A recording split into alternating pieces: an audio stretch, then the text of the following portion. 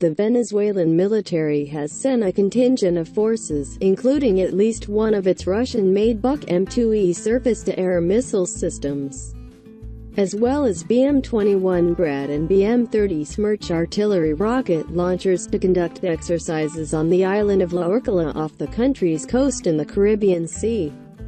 This propaganda show of force comes as the regime of dictatorial President Nicolas Maduro has pledged to escort 5 Iranian tankers carrying approximately 1.5 million barrels of gasoline safely into port in Venezuela, vowing to block any attempts by the United States to seize the ships on the high seas. Video and pictures of the Russian-made weapon systems on Isla La Orchila first emerged on May 22, 2020. Maduro subsequently announced the drills during a televised meeting with top military commanders in Caracas. He further framed them as part of a broader effort dubbed Bolivarian Shield, to improve the country's ability to respond to any foreign aggression, which officially began in February. We witnessed military exercises on the island of La Orchila, with the test of the most precise missile systems for the defense of waters and coasts, Maduro said. We were testing the Russian Buk missile, absolute precision. A powerful missile. Ship spotters, using online tracking software, had already noticed the Venezuelan Navy's AB Los Roques, a Dutch-built Damen Stan Lander 5612 logistics support craft, make a curious trip to the island on May 18 under escort from the first-in-class patrol boat AB Guaiqueri.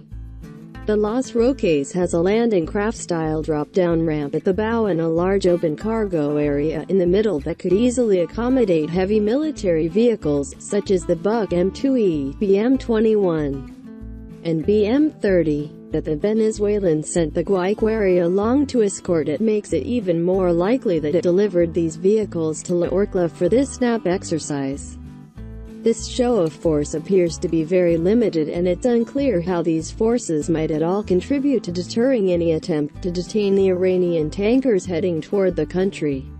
La Orchila, which has served primarily as a presidential retreat in recent years, is around 100 miles northeast of Venezuela's capital, Caracas, and has no facilities on it for the tankers to offload their fuel there.